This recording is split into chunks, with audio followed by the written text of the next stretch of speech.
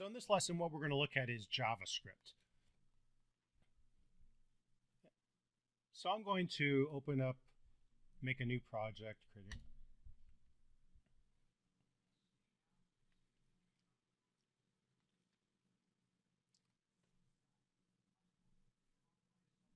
we'll give it a second to load up.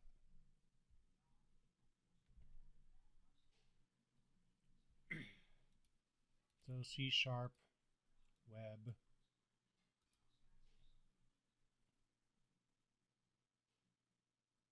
ASP.NET Core empty. And I'm going to call this one JavaScript demo.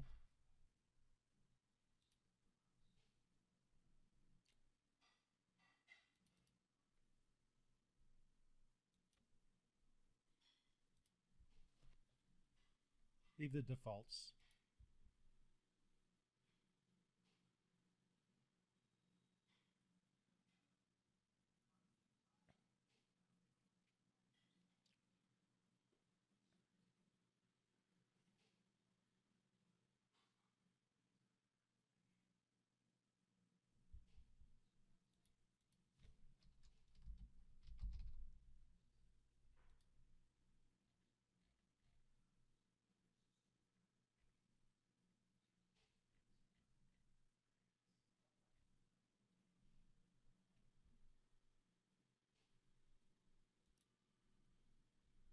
And as usual, we will go to the startup page.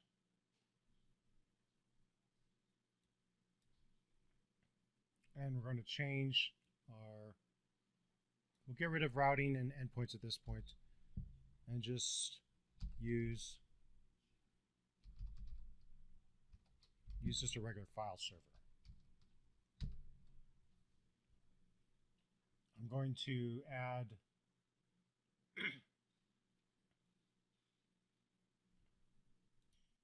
and then I'm going to add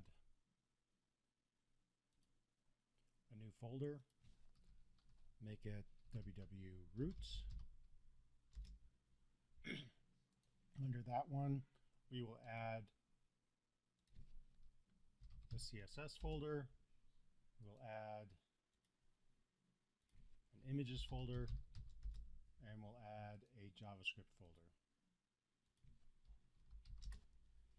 And in here, we'll create a new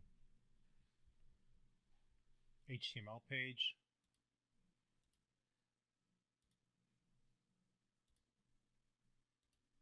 Call it index. And for now, I'll just make it say home, and in here, make an H1.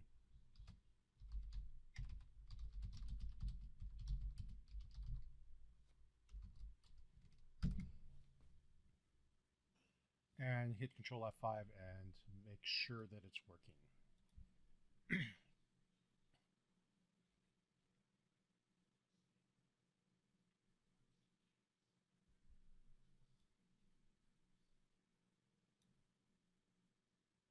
And looks like we've got our home page.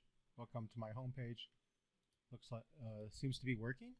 So the next thing is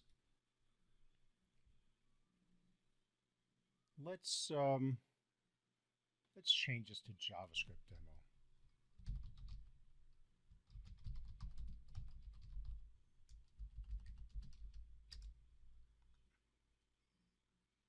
And then we'll do that here too. Okay, so our index page, our home page is going to here.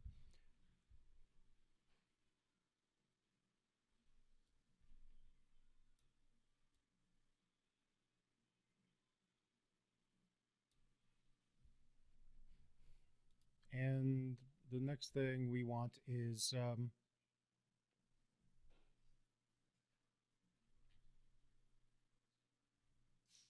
make another page. So here we'll add another HTML page.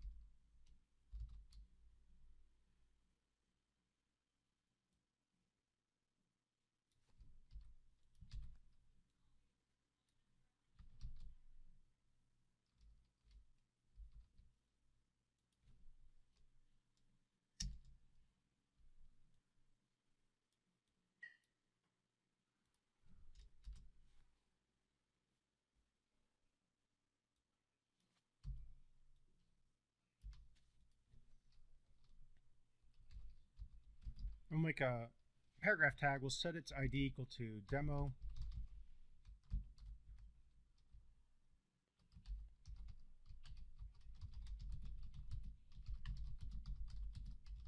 And primarily what JavaScript does is it just changes, you know, the content of your, basically the text of your page. So we're going to make a button element, and we're going to add an onClick. And in this onClick, we're going to use document.getElementById. And note that we made this paragraph say its ID is demo. So we're going to say get that is demo, and we're going to set the inner HTML, which is referring to the content between the opening and closing tags. That's what the inner HTML is. And we're going to set that equal to hello JavaScript.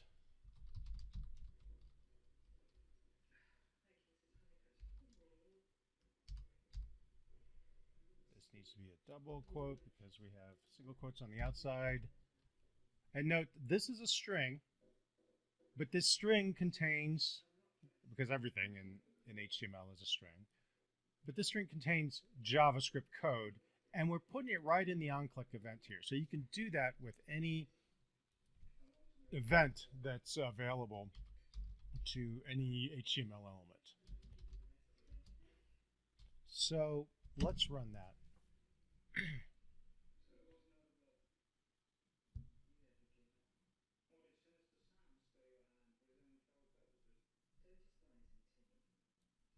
And then in here, we're going to go to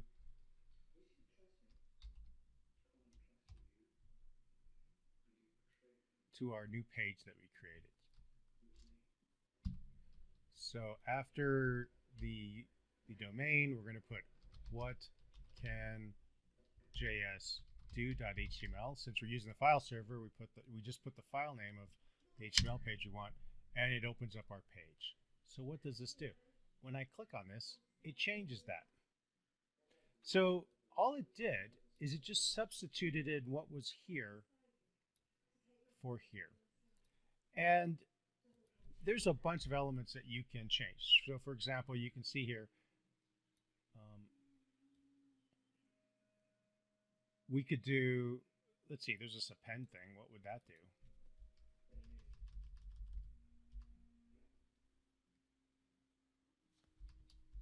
I think it works as a method. And let's see what that does.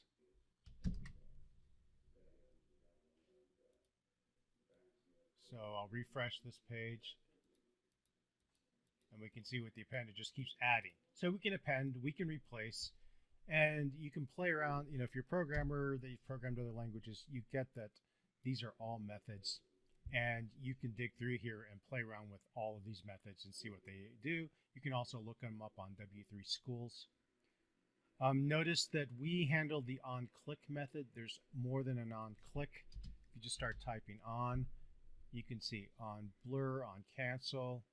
If we change this to, say, on mouse over,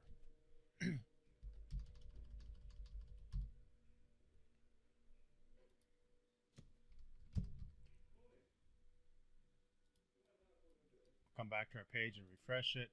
Watch. I'm not even going to click. I'm just going to go over it. Did it do it? No. What did I miss? Oh, my JavaScript is bad. By the way, we could see that there's a problem if we hit F12. Unexpected token dot on line 10. And sure enough, on line 10, I had that extra dot. So I delete that. I now rebuild it.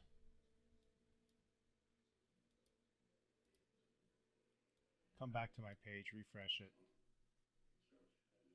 And notice every time I drag over this, it's executing that.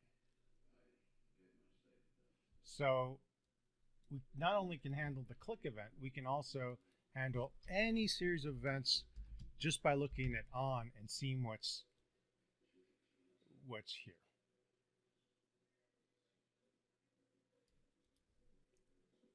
So I'll put it back to the on click, and I'll change it to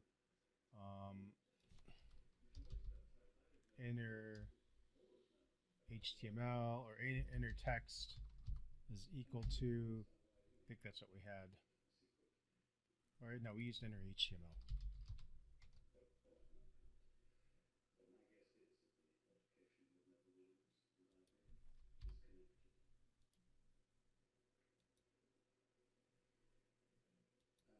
And just to make sure that runs, F6 is build solution. Go back to our page.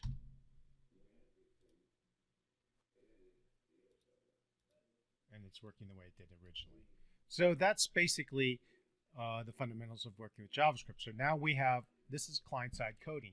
Note that all of this was being executed on the client side, on the actual browser. Nothing, this was not being executed on the server. In fact, in this code, we have really nothing happening on the server side.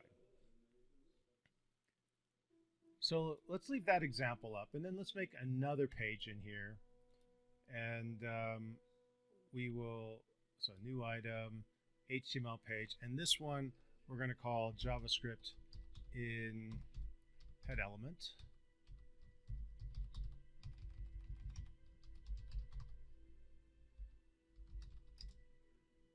And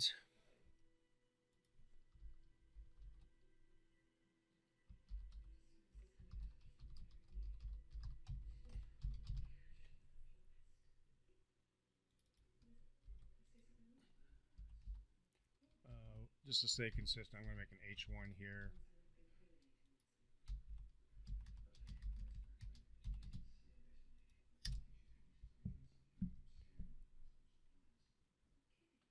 And let's say that again we have a paragraph. ID equals demo. Note that, you know, when we're doing CSS, the preferred element identifier was a class. Often with JavaScript, it's going to be the other way. You're going to prefer to use an ID because an ID uniquely identifies an element, and usually with JavaScript, you're just trying to target one element. So we've got a paragraph here, and we're going to, again, we're going to note that there's different types of buttons we can create. The primary types are submit and reset, and then button.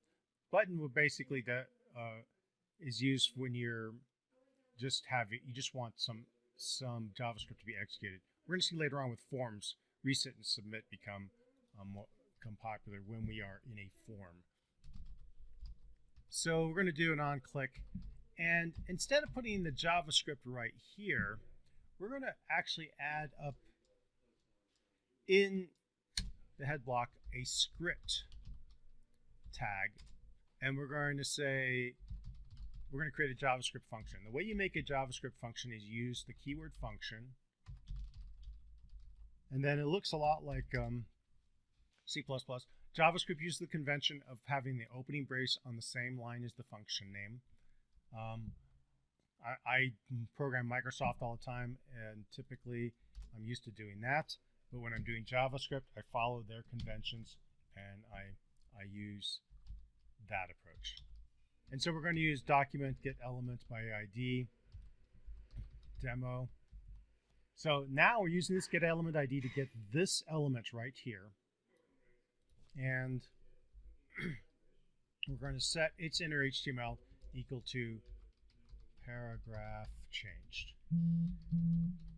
So just something, and just like C++ and C#, in JavaScript, you have to terminate your lines with semicolons. So it's a semicolon and curly brace language. There are some little differences, like here, this is function. And the other thing is that with JavaScript, this is executed as it's getting it from the browser. So it's more of an interpreted type of language or just-in-time compiled type of language than it is a pre-compiled language. And that'll become important when you start addressing certain efficiencies.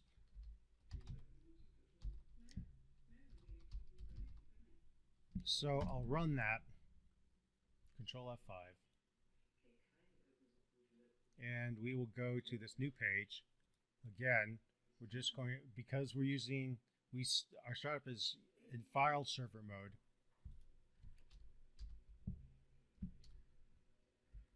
We're going to just put the name of the HTML page, and they'll go there. JS in head element. And what we'll see is when we click on this, it changes that paragraph. So again, what it did, same thing. It found where the demo element was. It's this one, finding it by ID. And then it says, okay, well, let me change its inner HTML to this function. Now, the nice thing about this is, as we saw here, you could imagine if your functions got more complex, it would look really awkward trying to cram, 15 lines of code inside of the actual button element. You could do it, but it'd be horrible. So now this allows you to define your function outside of the body and put it inside of the script. So that works kind of nicely.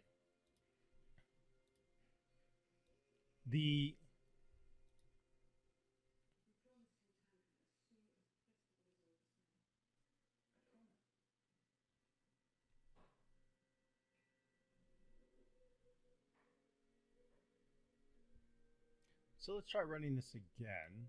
So I'll refresh it. Notice when you refresh it, it starts it over. I'm going to hit F12.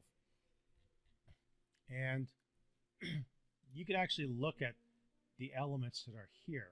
And so there's our script. There's our try button. Here's the head block with our script. There's our function. So note that, also the other thing is that with JavaScript, the user gets to see all of your code. So this is not where you want to put your proprietary secrets for your company, for example.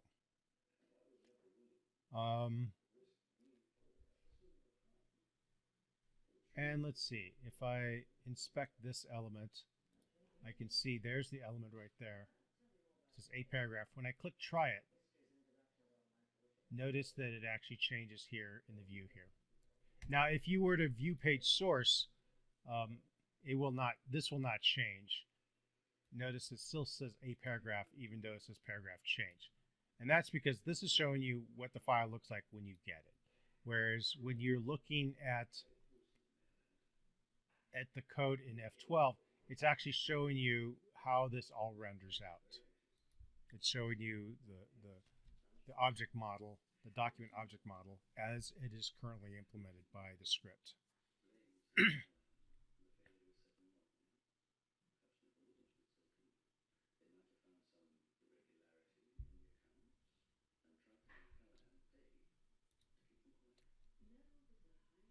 So let me close out a few excess windows.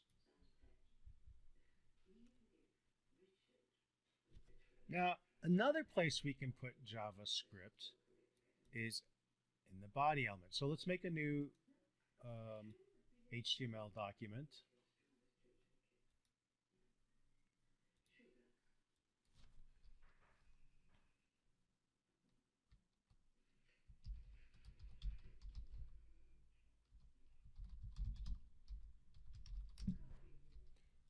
And we're going to do the same sort of thing.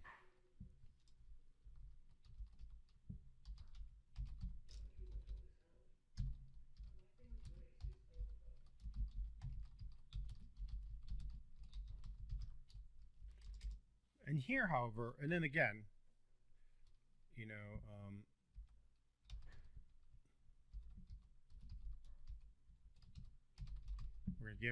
we'll make a paragraph.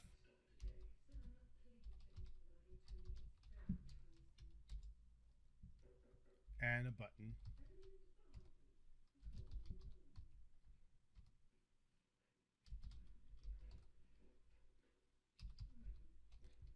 And we're going to call a function. We haven't written it yet. And instead of putting a script at the top, we're going to put this script at the bottom.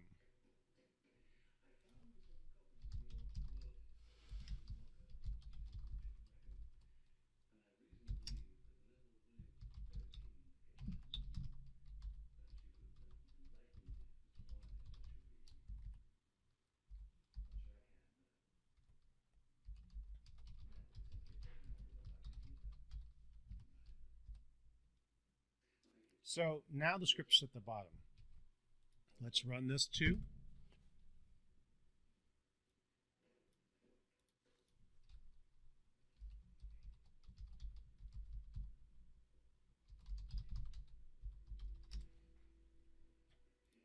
Works the same way.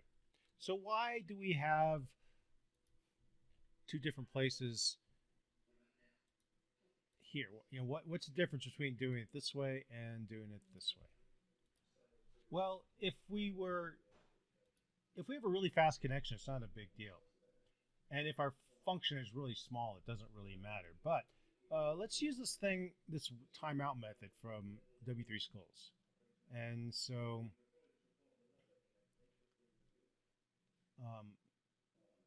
we're going to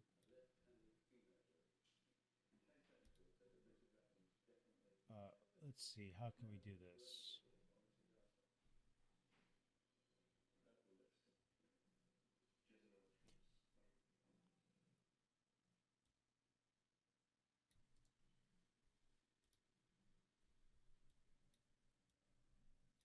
I think what we could do is, in this one, we have our script, and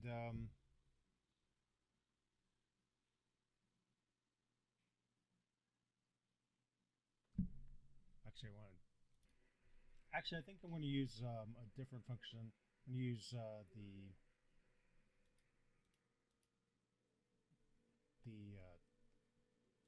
set timeout function. Let me see if I can find that for you.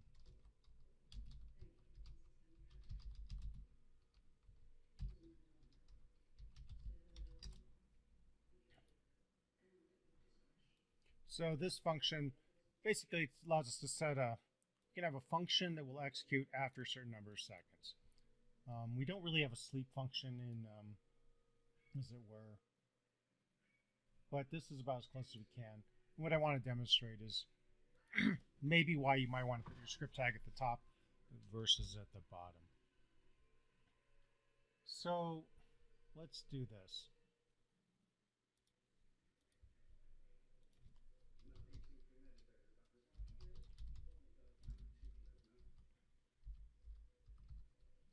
So let's say there's a data set that we were working with. And in our script tag, we were going to get that data.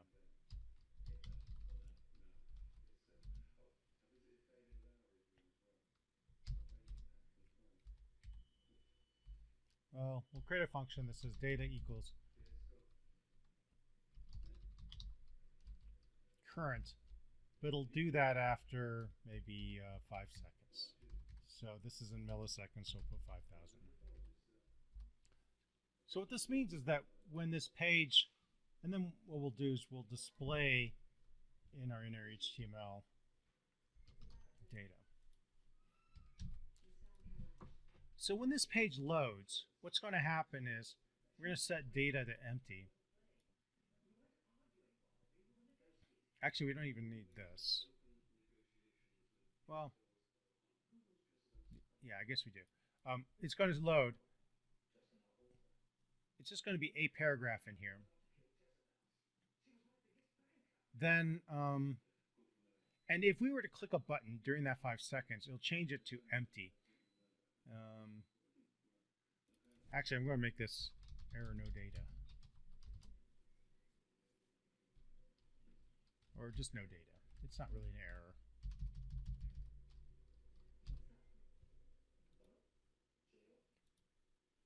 And then we'll see that after a while, this longer running process will load up. And then we will, when we click the button, we will get current.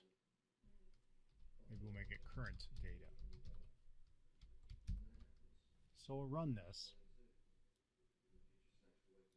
And I did this is in head element.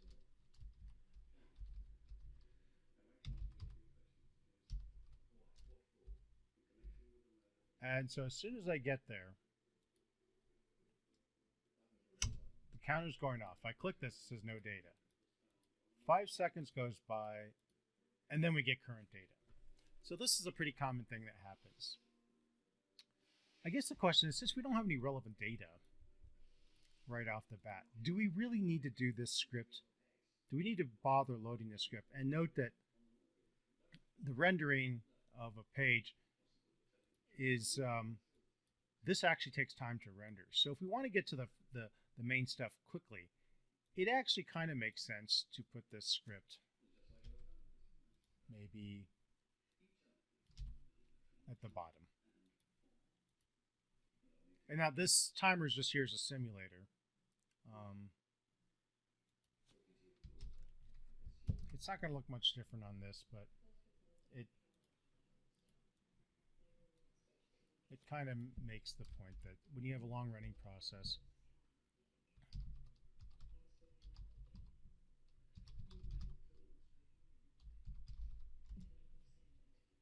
it really doesn't change the behavior much. I mean, we're still going to take a while to get our data in, but maybe we don't want to bother mucking around with the script up here while we're trying to load the page, when we could just do it like this. We load the page and then we start doing this, making this available, since it's going to take a while for any of this stuff to happen anyway. Another approach could be that we actually start the data load here, we load the page, and then we make the function available at the bottom. So there's a number of thought processes in whether you put your script tag at the top or the bottom of the page. Now, another way we can work with this is, let's add another page. And this is basically being set up to give you several examples to hold on to.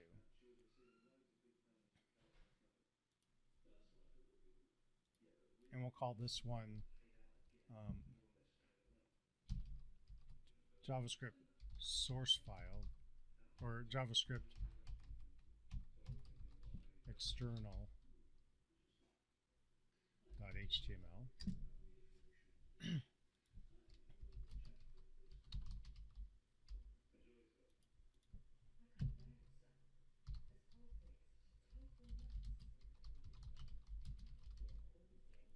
And what we can do is we can put our JavaScript file, typically it goes in a folder underneath www-root. So we're going to add a new item under a JavaScript file. And we'll pick that, and we'll call it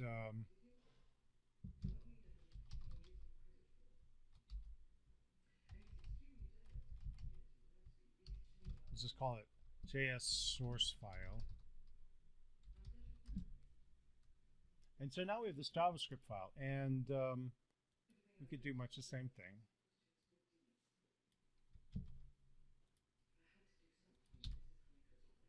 And typically the, actually what we're going to do with this one is we're going to make a more elaborate function.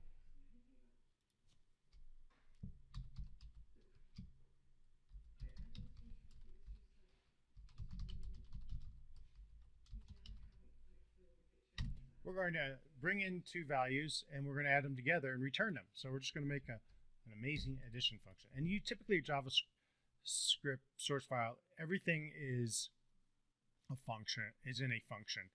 You don't have any code. And you notice that here what we're doing is we're actually, this function waits to be executed by the onClick. But as soon as your browser reads this script here, if it has active code at the base level, it's going to, at the base scope here, it's going to just start executing it right away.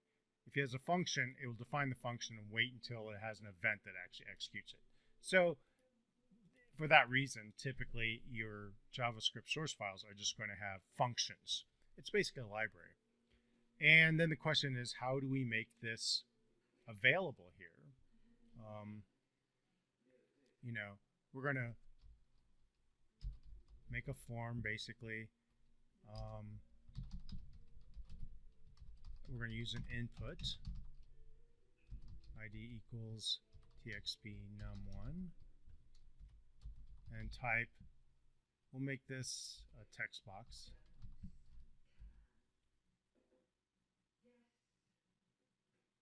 And we'll implement it as a self-closing tag. I'll copy this twice, make this num2, and then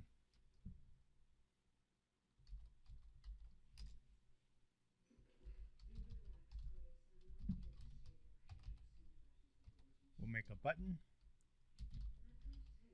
On click equals, and in JavaScript, single and double quotes are interchangeable, kind of like with Python if you've ever done that. And so then we'll use getElementID,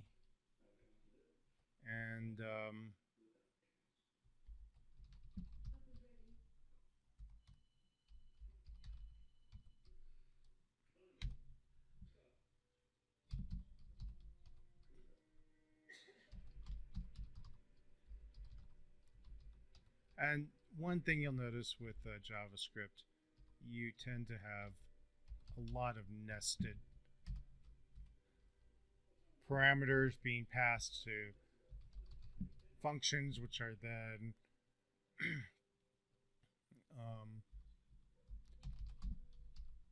so there's usually like a ridiculous amount of nesting, and sometimes it makes it hard to read. I will dig through this for you in a second. So what we're doing here is using getElementID. When you get ElementID, if you want whatever the value is, like in a text box or an input, you use the value attribute. And so on click, we're going to get the result. And so let me close this up here. So that's our submit button. And then we're going to have another paragraph. Oh, we need to close the previous paragraph tag. So let me get out of there, make another paragraph tag. That's just to make all these things show up on separate lines. And here we're going to say result. And we're going to use a span tag and set the ID equal to result. And enter two numbers and click button. So this span is just here to basically give a target for this to replace with the result from our function. Now the question becomes then, how do we get to this function in this resource file? And what is this doing? So what this is doing is when we click this button, we are going to get this span, that's ID'd as result, and set this area here, the inner HTML, to the output of this function called myFunction.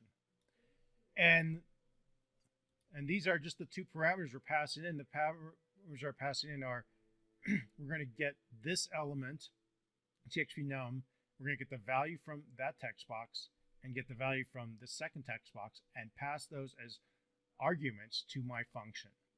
Now we need to have access to my function. Well, the way we do that is we add a script tag and we say source is equal to here. And actually, I think we can just, we can just drag it in and it'll write it for us in Visual Studio. So this is saying go to JS, underneath the www root, find the JavaScript folder, find this script folder, and that will give us access to the function. So that's how, basically you can think of this as like an include for including a file. And we'll save that and run it.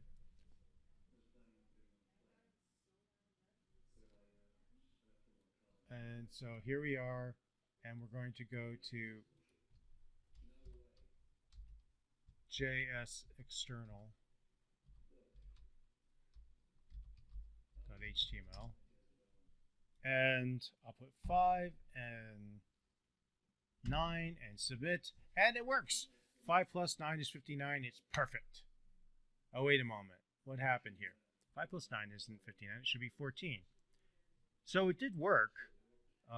We did end up going to the function right here. Maybe I could do this to kind of clear this up.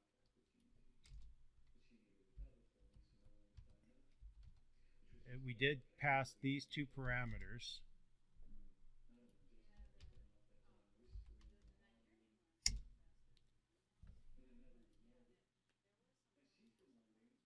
So, we did get these two values. We did pass them to the function. It went to here. We got into the function. Got num1, num2. But the problem is that JavaScript, remember, the web is all text. All this is being passed around as pieces of text. And JavaScript dynamically types things, a lot like Python if you ever use Python. And it's going to assume that by default these things are strings. So what it did is it concatenated them. So when we ran this and put 10 plus 1000, we got 10,000, we got this concatenated. We didn't actually add them together. So how do we fix that? Well,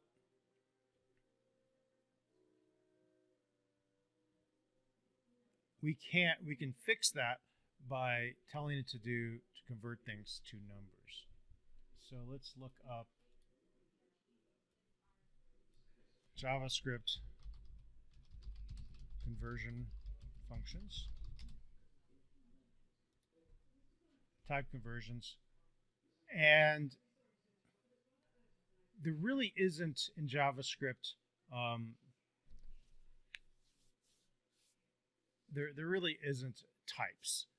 There's kind of like numbers and strings, and that's it. So number will actually convert things to a numeric value.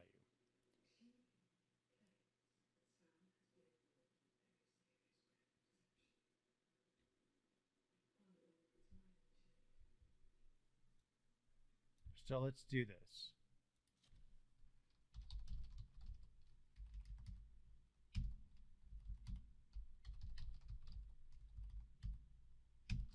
And try running this again.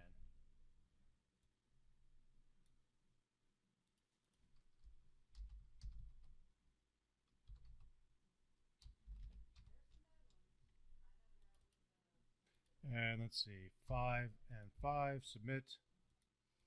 Okay, it doesn't like something. Let's see what it didn't like.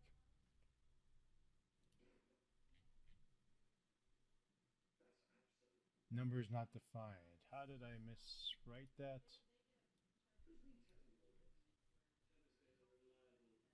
Oh, it's capital N. And yes, JavaScript is case sensitive. Let's try that again.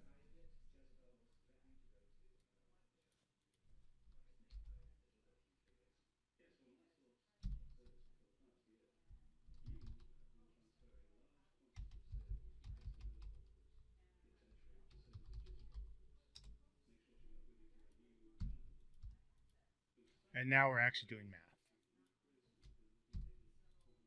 And we aren't concatenating. So you could either use number, or you could use parse float or parse int from here to do that. So just keep that in mind, that when you're doing JavaScript, you have to do that. And so what we just showed is basically that there are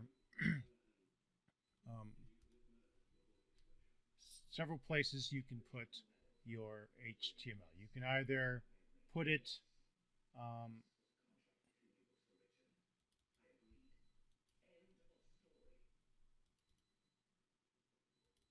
you can put it right in the on-click text. It'll work fine, but it gets kind of cumbersome to put this all in here. You can put your JavaScript in the head element. You can put the JavaScript down the body. you can also reference a script that is actually stored somewhere else just by putting the relative file reference. And remember, make these relative file references because if when you deploy your application, they won't find it on your computer. And then you could put all your functions. And this is actually the preferred approach for most of your code, especially if it might be used in multiple pages. Because once it downloads that resource file, that source file, it doesn't have to download it again for subsequent pages. So very similar to CSS, the preferences, put it in the external page. Things that are unique to the page you might put in, and for code, I think it would be very rare, or it's pretty rare that you have a piece of code that really just belongs to that one page. If you write it generically enough, you should be able to reuse it. And then only rarely actually really put it in the onClick. I mean, sometimes we do a little bit of things here too. You can see here it's using the external function, and it's kind of putting the part that's kind of part of the view in the onClick, but it's doing the actual. And you could combine this. You could make this a function in your script tag here, for example. Probably better to make it a separate script tag.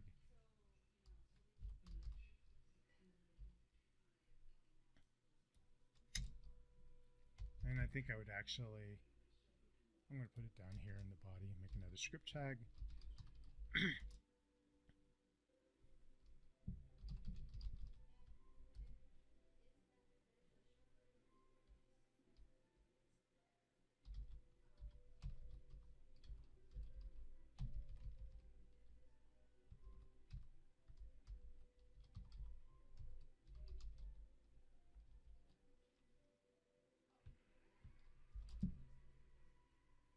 And you can take all this,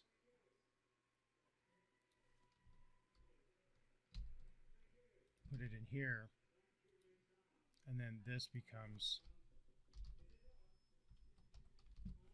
and maybe that cleans up the view there. It should work the same way.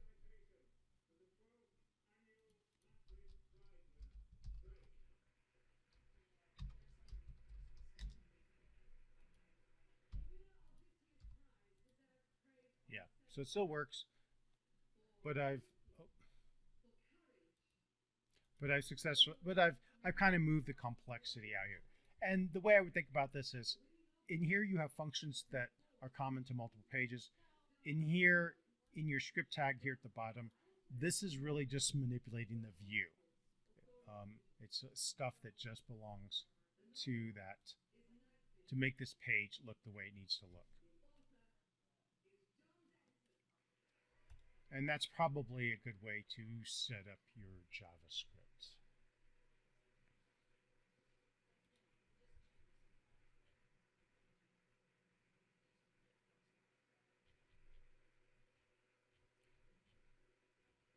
Okay, so that's introduction to how to use JavaScript and where to put your JavaScript files. Thank you.